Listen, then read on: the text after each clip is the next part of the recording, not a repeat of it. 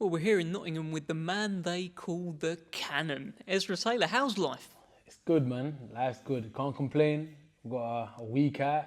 Um, yeah, man, I'm feeling good. Training camp's been amazing. I'm just excited, man. I've got a big smile on my face, and that's because 9th of June I get to showcase what I've been working on. So yeah, man, I'm looking forward to it. Everything's gone well. No injuries. Everything's been fine. Everything's been in tune, you know. So yeah, man, get to it. There's so much hard work that's happened that we haven't seen, right? This really is just the tip, right? It's literally just the tip of the iceberg, man. And it's just a cold, cold road. It's a cold road, but I've been working hard, tirelessly. It's taken a lot. It's taken a lot of mental fortitude, a lot of physical strength, determination, all that good stuff. But it's just like it's the recipe for a beautiful cake. And 9th of June, I get to, hand it out. You know what I'm saying? I get to hand out that cake. So I can't wait. I really can't wait. Trust me, I'm so excited. Lost for words in a way, but yeah, all seriousness, I've done everything I can to be ready for this. I'm stepping up. I'm doing 8 rounds against a good opponent. Back at the York Hall, I say back at. I was meant to fight there, got cancelled. But everything happens for a reason, man. God's got me in every way. So now I'm back here on TV, like you said, good slot against a good opponent with a lot of rounds. And yeah, man, stepping up in all forms, all shapes and forms. And I'm stepping up in general as a boxer. So yeah, it's a new experience for me, but it feels like an experience that I've already lived through, my dreams. How much do you think about this stuff? Because I've seen pictures of you holding several belts, right? And I guess they're regional amateur belts, but I'm almost certain your caption was talking about how they're going to be, the proper belts in the future. Yeah, how much man. do you think about this sort of stuff? You know what? It's in my mind rent free. Yeah, people always say that, with the weigh-ins and whatnot. I'm in your mind rent free. Yeah. That's in my mind. Me becoming a champion is in my mind all the time, no matter what I do. When I'm about to go to sleep, when I wake up, when I go for a run, when I train, when I spar, when I do this, when I do that, it's always that step closer to greatness. Really and truly, it may sound like a cliche to other people. For me, it is. Everything I do is a step closer to getting to where I've been working so hard to get to. So, yeah, these belts that I captured years back, I'm just trying to do the same thing again. I'm just doing it in a full circle now, but now I'm in the professional rankings.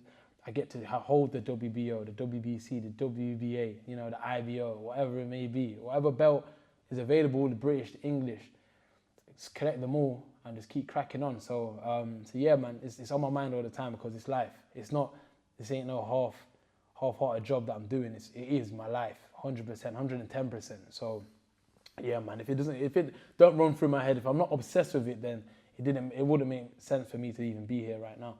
Tell me a bit about your boxing journey, because at what point did it become your life? Because you're not one of these kids that was boxing in the womb and, coming out hitting pads or trying to punch your dad up or anything like that. You came to it quite... Well, I mean, as a child. But you came to the sport quite late, 15, right? Tell us about the story. Yeah, I started 15, man, in this gym. Started 15, just wanted to pick up anything. Any sport that I was good at. I didn't gravitate to any of the other sports. And me being, British and not being good at football was a concern, man. I was thinking, am I really good at anything? How can I not kick a ball? It doesn't make any sense, but everyone's so good at it. Were you last pick? Yeah, me, I wasn't a pick. I was on the bench voluntarily. So now I found something that I was good at, started cracking on with it, started doing it. And it's just the accomplishment of knowing that, Ezra, you're bringing yourself here and you're getting the reward. You put in the work and you're getting better. I like to see real life progression in anything, and this is one thing that you can see it. And then I stopped because it started getting a bit too hard. Imagine that, I quit, Dev. I quit. I couldn't do it anymore. I started sparring. It wasn't for me, and I came back. I went to the gym, did what I needed to do over there, hit puberty at the right time. They both went hand in hand. I come back, I got muscles. I'm over 6 foot. I signed up, started having amateur fights, and then yeah, man, literally the rest is history. Now I'm here. And then over time, the passion grew to the point that my whole body was built for boxing. I stopped the gym. I started just focusing on boxing. I stopped whatever else I was thinking of, making money, doing whatever else. I just thought of just boxing. You can become a world champion if you put your mind to it. You can you can be the person that you want to be. And it wasn't like my mum was saying, oh yeah, Ezra, you can keep going. She was about, why do you want to do boxing? I say, because I know, I just feel like I can do this, I feel like I can. and now I'm here. And that's also nowhere to where I want to be. So it's good though to look back at it sometimes and just realize, you know, I've come a long way, but I've got a long way to go, man. And it's just, yeah, man, you got to enjoy the journey, because once I'm world champion, I'm going to turn around and say, all right, what's next? So actually, I'm just enjoying the journey now. Yeah. Taking it step by step. You know, 9th of June is going to be my 6th fight, 8th rounder. Did you just pick the round you're going to knock him out? 8th round. You just said it. I didn't say it. You're just giving it away. I think I just manifesting things, man, just off the top of my dome. Who knows? I thought that's a bit late. That's generous if I do that, but we'll see how that goes, man. I'm gonna enjoy it. That's all I do know for sure.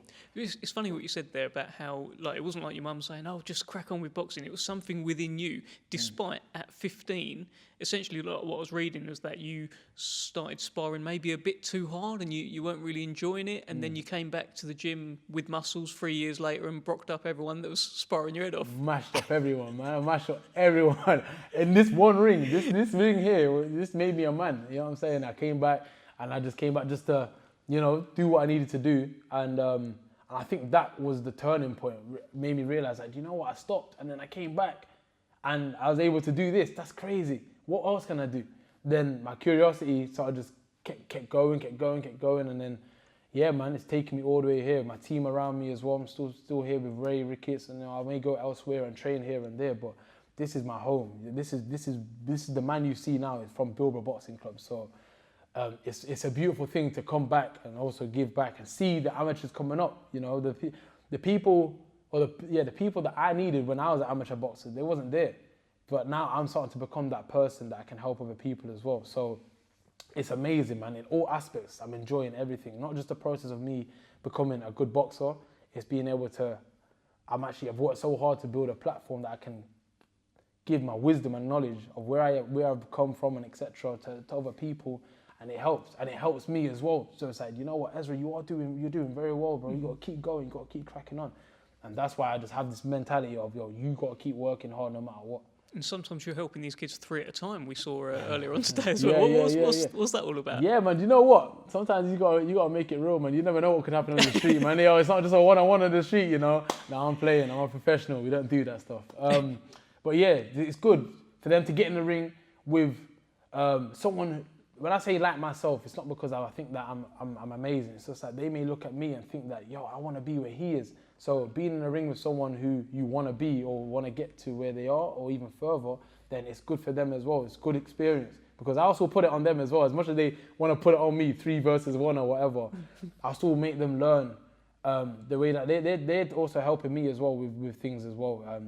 You know what I'm saying? I can learn off everyone. It doesn't have to be someone who's top and they've got mad experience. Could be someone who has never thrown a punch before, and then they'll throw it in a way that I'm like, oh, that's a bit unorthodox. So I learn a lot of these guys as well, the grassroots, and it's always good to be around them too. You know what? In school, it's crazy because I didn't like fighting. I wasn't confrontational. I wasn't the confident person you see here. So I'm completely opposite to what I used to be, and I think that's also something that I take pride in as well. Someone who I wanted to be or become, I've kind of become it. If that makes sense, you know. I walk with confidence now. I never had that. I walk with pride. I'm happy with what I do. You know, I'm happy how I treat people. I never used to be like that. So now I'm that person. I'm able to channel it in a great way in boxing. It's amazing for me. It's a good thing for me. So that also gives me like another driving power too. Tell us this story about the end of your amateur career. And I understand your record, you was like 20-3, and you was going to enter the championships, and then you couldn't. Tell us about this. Yeah, it's crazy. So the championships was at Harvey Haddon. I think that could have been the first national championships ever to be in Nottingham, and I was part of it. And that, just to give you a bit of perspective, that's literally 1 minute away from where we are right now. I think I drove past it, yeah. Yeah, you did, 100%. And everyone was saying, oh yeah, Ezra, you're from Nottingham, and it's on your doorstep. Like, literally couldn't be any closer. And I was like, yeah, I'm pepped to win it. Of course I am, and etc. And the person who won it, I've already beat him, etc. I know I'm going to win it, etc. And blah, blah, blah. But unfortunately, I don't even know how this happened. You couldn't make it up, but I missed the weigh-in. So the time slots that we had were incorrect. I got a phone call 5 minutes until the weigh-in shot. I'm speeding. I'm speeding down, I'm busting red lights just to get to the weigh-in. Literally, I'm driving on curbs to get there. I got there, I think 8 minutes late, and they closed down the scales, closed down the weights, and with championships, they're very strict. You have to follow it and abide by the rules, and I get it. Of course, there's rules in place for a reason. But I got there, I was on weight, I was begging to see if I could go on the scales, but they said the weigh-in was closed. So that was the years of work just kind of just shattered right in front of me.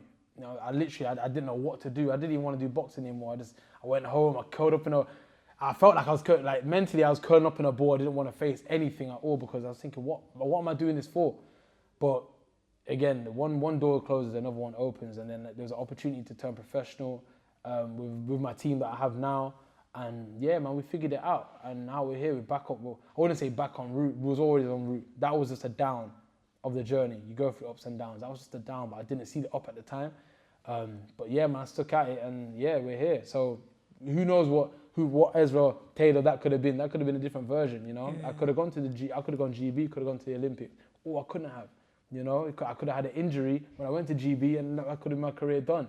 But I don't dwell on the past, man. I just think about the present and the future, and I'm here now, and I'm happy, man. Everything happens for a reason. Everything for a reason. Exactly what I was going to say. Yeah. Is that something you believe in then? Oh, 100%, man. I think God makes everything happen in life at a certain time for a reason. You have to learn from everything, even the positives as well. It's not just the negatives you learn from; it's always the positives too. So yeah, I'm a true believer of that. Even when my fight is cancelled or I can't get opponents and etc., it's just about God's kind of testing me and how much do I really want it. Okay, you're going through some hardship. Are you going to quit now? What do you want to do? Are you going to stick at it? That is it's a test of how much heart you have for this journey. It's not about having much heart in the ring. Oh, I'm a fighter, I've got heart. It's about how much heart do you have to crack on when things are not going your way. And yeah, and that's also a beauty in it as well, man. Like, it teaches you life lessons, this boxing game, for sure. Well, your next fight, June 9th, as we've mentioned a couple of times, and it's your first 8-rounder. Have you got 8 rounds in you? 8 rounds? Oh man, I got more than that. Yeah. I go rounds. I do rounds. Yeah, I'll leave it at that. You got a lively one in front of you. This guy took Karol. Tell me the distance last time out. It looks fairly handy as an opponent. Certainly the toughest opponent you've faced so far in your pro career. What do you make of him, and what are you expecting from yourself in there? I'm expecting him to pose questions at me, give me questions that I've got all the answers for, man. Like, even when I speak, as you can see now, I just get excited because I'm having a fight. It's not I can't call him a journeyman that I'm just gonna roll over or whatever. I have to use what I've been working on to break him down. You know what I'm saying? I actually get a chance to go through the rounds, go through the gears, you know, test out things, get hit maybe. I may even get hit. You know what I'm saying? But that's also part of the game. So it's a box tick. If I do the 8 rounds, it's a box tick. If I stop him, it's a big box tick. It's a statement either way. So it's a good step up for me, and I'm ready for it, man. I can't keep saying that, oh yeah, I'm the next in line and etc. I'm next up without stepping up. And I've stepped up, man. This is my 6th fight. I don't think personally there's a lot of people out there that would take an 8-round fight for their 6th fight. But again, no one's me, and that's the beauty of this right now. So yeah, I'm really looking forward to it. Do you feel like you're playing catch up a little bit? Because obviously you didn't have that huge amateur pedigree, you didn't go to GB, any of that. You're a little bit older when you started boxing as well. Do you feel like you're playing catch up with the other guys in the division? I would say so, but you know what? I think it's come to a stage where they're not even my competition anymore, because what I'm doing behind closed doors is, I don't know what they're doing, but I just know that I'm doing what I need to do. And that on its own, I'm going and taking these risks. I'm going to different camps. I'm going to spar with these people that are very experienced. You know, I'm bridging the gap in that experience. Maybe not, you know, on paper on fights, but I'm really doing everything and more to bridge that gap. And 9th of June, you'll see the mature performance I display, I execute, and I won't look like a person or a boxer who's had 6 fights. I don't believe so anyway. I feel like I'm ahead of my time in terms of my skill. And yeah, man, now I'll get to really showcase it. I'll get to get into it, you know? So yeah, on paper, these guys are ahead of me. The other people in the light heavyweight division, that's brilliant. Great for them. But I'm doing much more because I know that I have to. That's it. So I've always got that mentality in my head. I'm the underdog, no matter what. I'm always the underdog. So I have to work twice, triple, you know what I'm saying, quadruple times harder than them. And that will also just make me accelerate faster. I'm past them too. And I understand you've got an angel on your shoulder now as well. You've joined up with Angel Fernandez, and he's part of the camp. Yeah. So I've been with in Loughborough. We work out the logistics with things, but yeah, man, that's looking like my new regime going forward as well. They're teaching me gems. I'm alongside Richard Riat for Fraser Clark and Kieran Malott. I'm around some serious people. I'm just a sponge at this moment as well. I've got the humility to go into places and learn. I'm learning on the job, but I'm doing the job in the ring as well. Then I'll go back to the drawing board, look at what I need to do, and I'll just do whatever it takes to keep stepping and elevating in what I need to do. So yeah, man, I'll be adding to the team here and there, just to make sure all the cogs is run and incoherent and nicely. You've been sparring Fraser Clark and Rich Riakporhe as well? Yeah, man, I've been sparring these big guys, man. Shout out Why them are you too. going for all these big guys? Why are you letting them spar you? Because you know what, it poses a bigger challenge to me as well at the same time. But don't get me wrong, I spar these bigger guys, but I also spar welterweight, super middles, to get the Three balance. amateurs at a time. Yeah, 3 amateurs at a time. Hey, listen, I do things that are unheard of in the ring, man. Like for real, because again, like I was saying, this goes back to what I was saying is that I have to do more. So whatever, you have to be creative with this game, man. You have to be creative in anything, but this game, you have to be very creative in the way you train. Not everyone's running, everyone's hitting the bag, everyone's sparring. So what are you doing to get that edge? I'll go and spar someone who's 30 kg heavier than me, then I'll spar someone who's 30 kg lighter than me. Then I've got a nice balance. So these light heavyweights, I'm gonna hurt you no matter what. If I'm having to withstand the force of someone who's so big, and it's not just Fraser Clark that I'm in with, I'm with many more. And then I'm coming against someone who's lightning fast. They're giving me all these things to think of and overcome. Then when it comes down to fighting someone my size or whatever, then what are you gonna pose to me? That's how I see it. I just can do damage to you. That's it. Well, two fighters that may pose something to you at some point in your career I want to ask you about. One of them was Willie Hutchinson, who you were ringside for as he beat Moderna last time out at York Hall. And I think you said that he's just keeping that belt warm for you. Mm-hmm. Tell us more about this. I'll say it again, man. He's just keeping that belt warm for me, and that's it. He's got it now. Well done. Take my hat off to him. Moderna, good operator. And it was a good knockout as well, caught in front. But yeah, when it's time, it's time. Like when it's go time, it's go time. I sat there ringside. I seen what I would be coming against, and I'm more than happy to go against that now. But again, there's things in place. Frank will probably want certain things in place before that happens, and that's fine. Willie Hutchinson, we wish him the best in his career, do his thing, until it's my time to jump in the ring and take that belt, and I'll keep it warm for myself. So that's it, man. He's a good operator though. He's a good fighter, and he's got age on his side as well. So he looks like he keeps improving. But that's good, man. Me personally, I just want to fight the best, because that's only going to bring out the best in me anyway. So if he is the best at that time when we do clash, then yeah, man, it's going to bring out the best in me. And that the best in Ezra Taylor is better than everyone else, I believe. So what would happen if you did clash with Willie Hutchinson at any time soon? If I clash, man, I'd run through him. I can't lie. I'll hurt the kid. But he's the Hutch train. Huh? He is the Hutch train. He's a train, man. But what happens when you got a bigger train? I'm just going to run straight through it, man. Get off my track. That's it. You're in my way. You're on my track. Get off my track. You know what I'm saying? Yeah. That's what's going to happen, man. We're fighters at the end of the day. He's going to say the same thing back as well. Oh, yeah, I'll beat him. I'll do whatever. Good. You can think that. That's great. But when we're in the ring, there's only one outcome, I believe. And again, as time, months or years go by, I'm only going to keep getting better and better. And if I believe that I'm going to do what I know I can do to him now, never mind in a half a year's time or whatever, when I'm a better version, Ezra 2.0, or 3.0, 4.0. It's a scary sight. Sounds dangerous, that. It's a scary sight, I'm telling you, man. That's a scary sight. The other guy I want to ask you about is, it appears some surprising beef has emerged between yourself and Ben Whittaker. He came to one of our Telford shows about 6 months ago, and he did an interview where he said he would have you in his next fight, he would batter you, you were getting hit by a little dustbin man, he'd have you as a warm-up, You couldn't tie his shoes. What are you trying to do No, there? you can tie his shoes and be his spit bucket carrier. What what are he your said? thoughts? He said all of these things. Oh, is it? It's. You can watch it. It was shout out weighing in, who was backstage doing a YouTube interview with him. But he said all of this with his chest. Ezra, what are your chest. thoughts? I'll put my fist through his chest if he starts talking like that. That's for sure. But no, I think I said it before. He's good for the sport because he's a clown. He's a jester. I'm a king.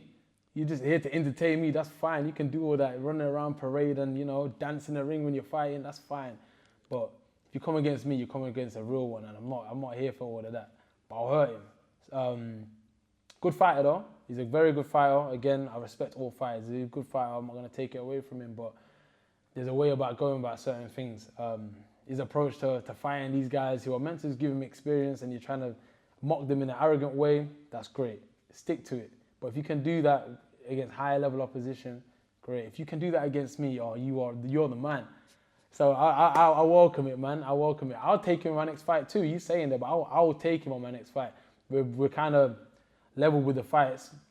And he's saying, I get hit. It's boxing. You get hit. You know what I'm saying? It doesn't matter who I get hit by. I could fight someone who's 6 years old and still get hit. It doesn't really matter. But I'll go out there and execute and, demolish my opponent. I don't really see a lot of demolishing, man. I don't really see a lot that you could pose to me. But I'm not gonna say all that stuff. I'm gonna keep it classy. But you sparred, right? You've had a spar we before, sparred, yeah, and yeah. It seems like I thought you two were cool. So what happened? You tell me. I ain't too sure. So actually, I respect him, and you know what? I was flying his flag when he was in the Olympics and whatnot. Because one thing about me, I respect everyone in general. It doesn't even have to be a boxer, but I respect him and what he's done. He got a silver in the Olympics. That's a big feat, man. Like, well done. That's very good accolade. But when you start lying and talking about I jumped out the ring in first round in sparring, but it doesn't make any sense. I just told you. Wait. Let's just get into this. Good. If I'm sparring these big guys voluntarily, I want to spar these guys. Yeah, I'm sparring these knockout artists and whoever else. Yeah.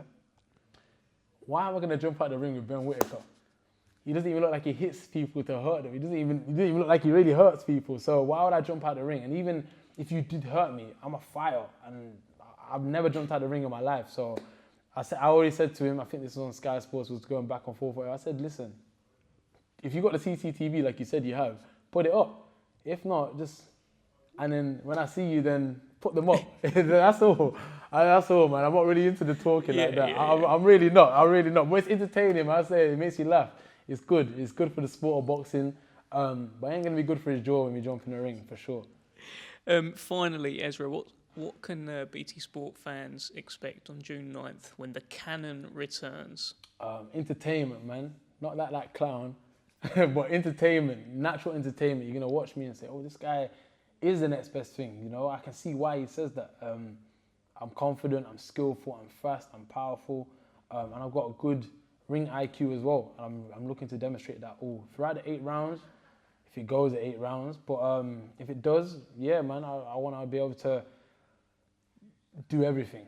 Go into my locker, take this out, go into my locker, do this, you know what I'm saying? But I've got a lot in my locker, so yeah, it's just what I want to do there and then. And if the guy can survive the 8 rounds, then kudos. I'm the next up, man. I keep saying it, and I really am. Just watch. I'm the next light heavyweight up. You ain't gonna see a light heavyweight that moves like me, can do what I do.